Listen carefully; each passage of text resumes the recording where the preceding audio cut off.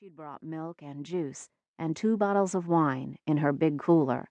She also had cereal, bread, peanut butter, and jam, so she wouldn't have to stop anywhere, at least right now.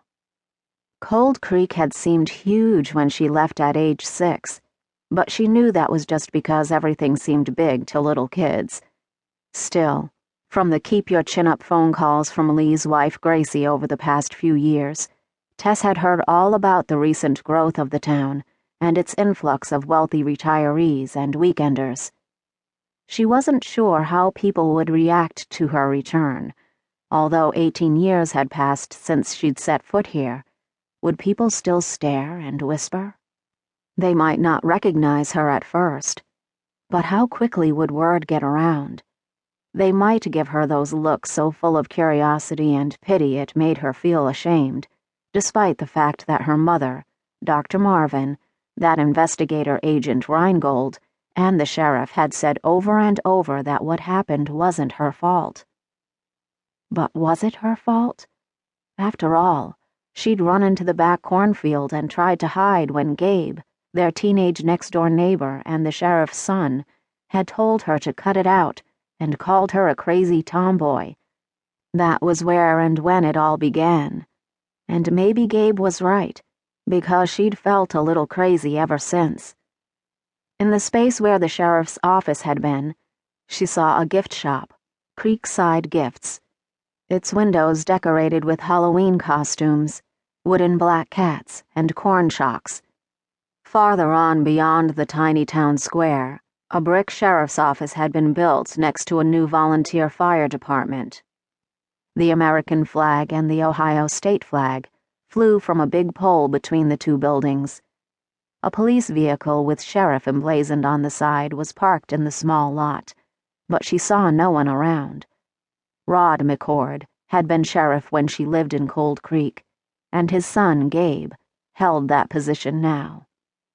He would be 31 now, because he was 13 when her family left town. Gracie said Gabe had bought his parents' house, directly across the roadside cornfield from the Lockwood homestead she now owned, so they'd be neighbors, just like when they were children. The third traffic light turned red and she came to a stop again. Gracie had told her about the Great Divide, but now she saw it for herself. The west side of town belonged to the outsiders, the new folks who had invaded and kept pretty much separate from the townies, except on market day. Well, what did she care? Tess told herself, as she frowned at a new restaurant, a tea room, some shops, and an English pub no less, in rural Falls County. Her stomach clenched as she turned onto hilly Valley View Road. "You can do this, Tess," she said. But as she drove down the 2-lane road lined with tall, thick cornfields, she wasn't so sure, especially when she passed the McCord place, as the sun began to set atop the darkening Appalachian foothills, and her family's old farmhouse crept into view. It seemed to leap at her. Even with the car windows up and the doors locked, she was certain she could feel the cornstalks clutching at her, rustling, whispering. She suddenly recalled being told to be quiet, or the ears of corn would hear her. Who had said that? Mom or Dad? "You're fine," she told herself. "You'll be just fine." But she sat stock still in the car at the bottom of the gravel driveway, with the motor running, until Gracie burst from the front door of the house and windmilled her arm to wave her in. Falls County Sheriff Gabe McCord left his cruiser about 20 yards outside the tall wooden gate of the Hear Ye commune and walked closer. The place gave him the creeps, but the 13 families of what he'd call a far-out religious sect had broken no laws and kept pretty much to themselves, except on Saturdays, when they had a big table of their produce at the farmer's market.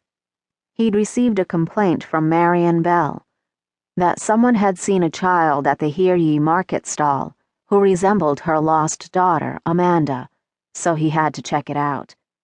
Gabe's theory was that the girl had been snatched by her father and taken abroad when the Bell marriage broke up.